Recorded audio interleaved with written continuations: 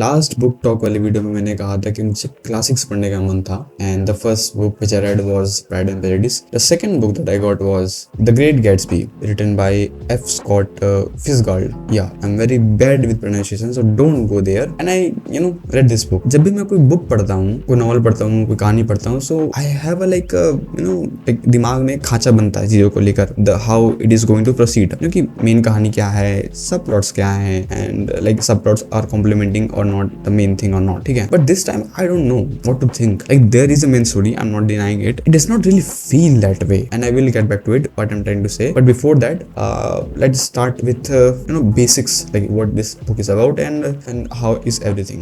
Okay, so of course the book is named after the Gatsby guy, Jay Gatsby. The person who is narrating this book is a friend of Gatsby, जिसने सब कुछ ये देखा है उसके साथ होते हुए, एंड उसने वो जो पूरा इंस्टेंस है, उसने जो करीब कितने 2-3 महीने का जो समय उसने जो जिया था, उस समय जो वेस्ट आइलैंड, वेस्ट और ईस्ट आइलैंड होता है, जहाँ पर वो गैट्सबी के बगल में उसका घर होता है, एंड द होल टेंट्रम जो हैपेंड होता है, कि मिलने से पहले, डेजी के आने से पहले, डेजी के बाद और डेजी के जाने के बाद, the whole thing. Now of course the book is named after the Gatsby guy. Is it's like when you if you think about it, it's his story.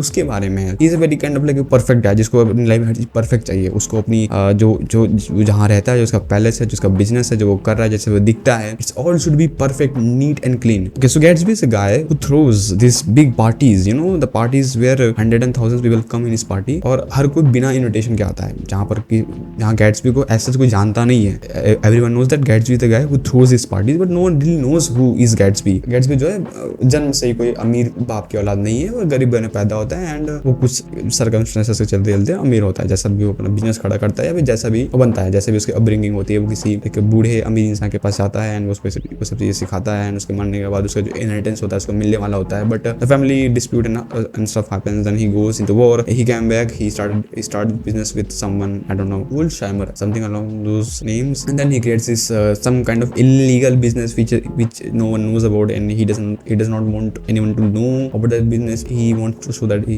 has the money with the reputed personality. He wants to showcase that, he want to that उसका जो wealth है, उसका जो status है, वो किसी illegal तरीके से नहीं आया है. वही जो टॉम का जो पैसा है वो भी इनहेरिटेंस के थ्रू आया है, वो भी उसकी जो फैमिली अमीर थी वो भी अमीर है. In movie, in book as well, there is a point when जब कन्फ्रंटेशन हो रहा होता है, जब लास्ट पार्ट में जब गैट्सबी बता रहा होता है टॉम को कि डेजी तुमसे प्यार नहीं करती, एंड जब गैट्सबी एंड टॉम का वो हो रहा होता है बैक एंड फोर्थ, तब टॉम कहता है कि नो लकी, मैंने तुम्हारे बैकग्राउंड पर चेक किया है, एंड वो सब चीजें होती हैं. And of course Gatsby gets very angry. वो कहता है, क्या बोलते हैं, टॉम कहता है कि तुम हमारी तरह नहीं हो, तुम्हारा खून अलग है, ऐसा करके. अब इस खून वाले बात पर आते हैं. Throughout the movie, in the first half as well, we see that all the black people are serving the white peoples. We see that before the black civil rights movement which happened in 1950s and 1960s. The book is of course before that era, like it's about early 20th century. It's about like 1920 1925, somewhere around that book. So that mindset that Tom always said that he's a superior race. He has read this book somewhere, it's scientific and the black people are inferior weapon, and this should not how it should be.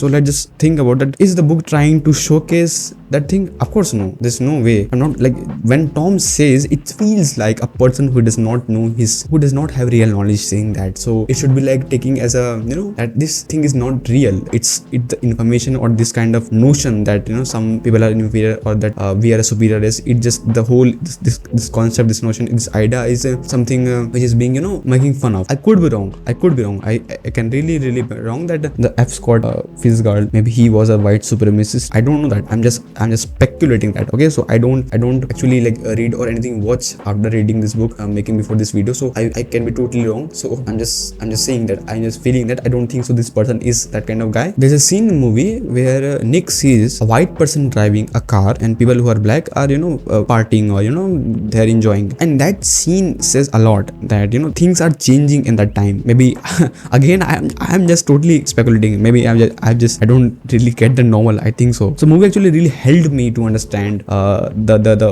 whole how it should be imagined. Of course when I read the book I had the imagination in my head and everything, but movie really solidified how it should be in the case like that. तो मैं ये कह रहा था कि जब भी तुम कोई बुक पढ़ते हो ना, उसके बाद जब तुम मूवी देखते हो तो हमेशा क्या होता है कि तुम्हें वो चीज डिसअपॉइंटमेंट लगती है, बिकॉज तुमने ऑलरेडी जो है तुमने जो होल स्टोरी हो, जो प्लॉट है, तुमने अपने दिमाग में इमेजिन कर रखा होता है how it should be played out. And of course movie is about that one person's vision which is director's, like how he read the book and how he is trying to portray way in the movie format. That's his vision. So अगर तुम movie पहले देखते हो, book बाद में पढ़ते हो, तो that can be settled. But book पढ़ने के बाद मूवी देखने is always disappointing in some way or another. But this time I don't think so. I was disappointed because somehow I felt that कि इस बुक को इस तरह से पोर्ट्रे जिस तरह से उन्होंने पोर्ट्रे किया था मूवी, उससे अच्छा और तरीका नहीं हो सकता था. बिकॉज अगेन जो नरेटर है, जो कहानी बता रहा है, वो खुद बिकॉज एक कैरेक्टर है in the story. So it should be presented in that way that जो निक है वो अपने क्या बोलते हैं साइकोलॉजिस्ट को अपनी चीज़ के बारे में बता रहा है. बिकॉज अब तुम्हें सोच के देखो ना, कोई चलता हुआ बंदा ऐसे कहानियां बोलते हैं तो अजीब नहीं लगेगा. तो कम से कम चलो उसके कोई भी इसको बोल सकते हैं ट्रॉमा है या फिर इन दैट सेंस कि उसका कोई पर्सनल इशू है, सो वो कम से कम डॉक्टर को बता रहा है. That in that process he ends up writing this book. It's a great segue to in the main story. And again, if you watch the movie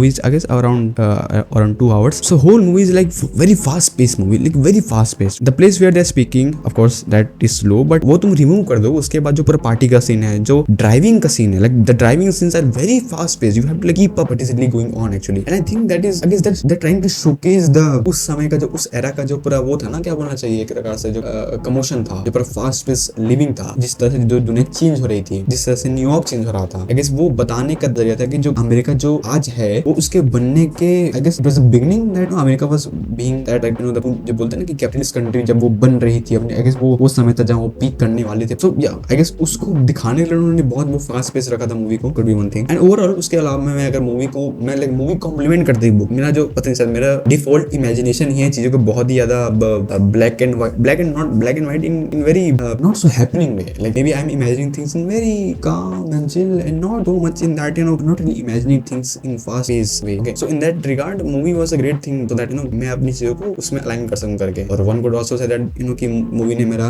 original जो मेरा परसेप्शन था उसे खराब कर दिया. एक ये भी पर्सपेक्टिव हो सकता है. Gatsby and Daisy's love. Okay, so ये एस्पेक्ट, अच्छा ये बहुत इंटरेस्टिंग एस्पेक्ट है. जो गैट्सबी का कैरेक्टर है और जो डेजी का कैरेक्टर है, Daisy is very same character, ठीक है. जब उसकी शादी नहीं होती टॉम के साथ तो वो गैट्सबी के साथ मिलती है and she likes the person of course. But when जब गैट्सबी नहीं आता है वॉर के बाद तो she moves on very like रोते हुए, but she moves on and that's how life goes on. शादी कर लेते हैं टॉम के साथ. 5 साल हो गए शादी को, एक बच्ची भी आ चुकी है एंड समय के साथ जैसे कि शादी के साथ होता है वो खराब हो गई है. Tom has his own mistress as such. In no ways I am supporting Tom, no ways. Now Gatsby, what Gatsby wants shows his personality. So Gatsby जिस तरह का आदमी है ना, वो उसके बचपन से बहुत इन्फ्लुएंस्ड है. फर्स्ट ऑफ ऑल कि जिस तरह से उसने बचपन देखा था कि he was a very poor kid, है ना. वो सब चीज खुद खड़ा करता है. वो उसको कोई चीज जाकिर में नहीं मिलती है. उसका जो बिजनेस है जो आज उसने खड़ा कर रखा है, जो भी चाहे इलीगल हो लीगल जो भी मामला हो, एंड जो उसका जो पूरा वो है एटिकेट्स है वो भी जो है पूरा सीखा हुआ है. पैदा होती है उसके परिवार में कुछ था नहीं, उसने सब कुछ अर्न किया हुआ है एंड उसने ये सीखा है कि तुम इन अर्न करके हर चीज को परफेक्ट कर सकते हो. So in his mind the ideal version about his home, his life, it should be all perfect. तो डेजी के साथ जो उसका लव अफेयर था, that's the only one part of his life that is unsettled actually. So उस part को settle करने के लिए, फिर उस पार्ट को सेटिस्फाई करने के लिए वो डेजी चाहता है, ताकि जो उसका जो एक पार्ट ऑफ लाइफ है ना कि जो जहाँ पर प्यार की कमी होती है, फिर ये भी बोल सकते हो उस प्यार की कमी के कारण ये उसकी जो लाइफ खड़ी हुई है, उस एम्प्टीनेस को भरने के लिए वो डेजी चाहता है. और सिर्फ डेजी चाहता नहीं है, वो डेजी को एक परफेक्ट मैनर में चाहता है कि वो चाहता है कि जो डेजी ने 5 साल बिताए थे टॉम के साथ वो एक ब्लैंक स्लेट की तरह हो, उसकी लाइफ में उसका कोई मतलब ना हो. ऑफ कोर्स इम्पॉसिबल, जो कि निक कहता भी है मूवी के अंदर में कि you can not repeat the past, but Gatsby being Gatsby वो कहता है कि no it's possible and this is how it should be. So ये जो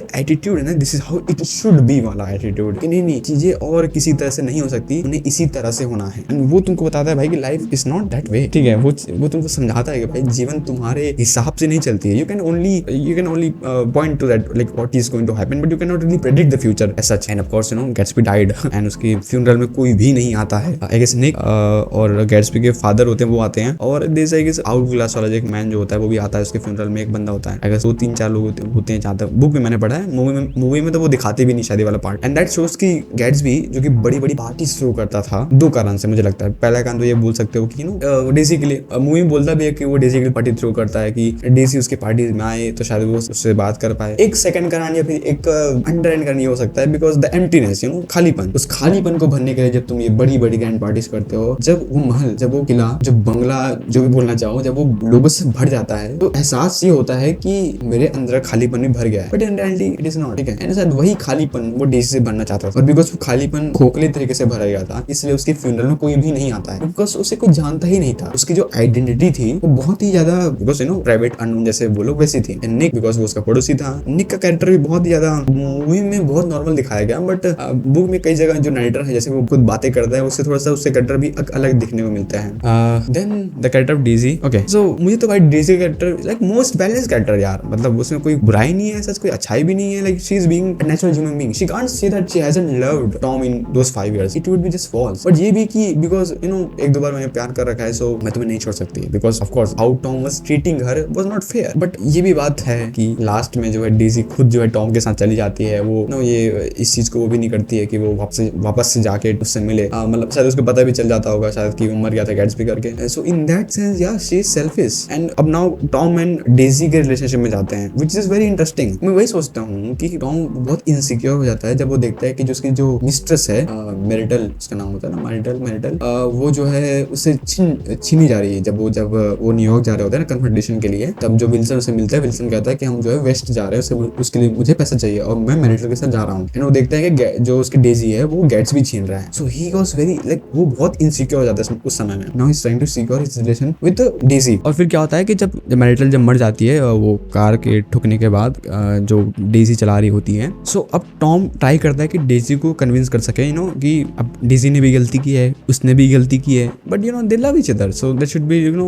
उनको माफ कर देना चाहिए। It's so fucking interesting that मुझे नहीं लगता है कि अगर डेजी गैट्सबी के साथ यू नो गैट्सबी से अफेयर नहीं होता डेजी का, सो वो शायद माफ नहीं करती टॉम को। आई गेस हम मैरिज में भी एक काइंड ऑफ इक्वालिटी चाहते हैं। पता नहीं ये कितना सही कितना गलत है कि बिकॉज तुमने एक बार चीट किया था, चीट इन द सेंस कि तुम अनफेथफुल रहते, मैं भी एक बार अनफेथफुल रही थी, now we are even so we can now start from zero. The share idea that ऐसा कुछ हो सकता है, it's very bizarre in that sense. Next relationship kind of Jordan Baker का, जो कि मूवी में तो है भी नहीं कुछ भी, बुक में थोड़ा बहुत दिखाया गया कि थोड़ा बहुत कुछ केमिस्ट्री होता भी है, बट वो भी जो है जब गैट्सबी मर जाता है तो वो भी जो खत्म हो जाता है। जॉर्डन बेकर का जो कैरेक्टर है बुक में एसेंशियल लगता भी है, मूवी में तो समझ भी नहीं आता, बट ठीक है मूवी तो मूवी है। And the story telling part ऐसे साइड की जो नरेटर है, जो कहानी बता रहा है, जो पर्सन जो कहानी सुना रहा है, निक कैरेवे, वो फ्रेंड है गैट्सबी का। एंड वो जो चीज़ों को इन नॉस्टैल्जिक वे सुना रहा है कि चीज़ें अब घट चुकी हैं, हैपन नहीं वो हैपेंड है, मतलब वो चीज़ें घट चुकी हैं, वो उस चीज़ों को सुना रहा है, बता रहा है। And in that sense narrator भी कहानी से बहुत जुड़ा हुआ है, तो वो एक अलग एक्सपीरियंस मिलता है आपको कि कोई थर्ड पर्सन को कहानी नहीं बता रहा है, एक पर्सन जिसने वो कहानी जिया वो बता रहा है। So in some respect you can say there is a bias और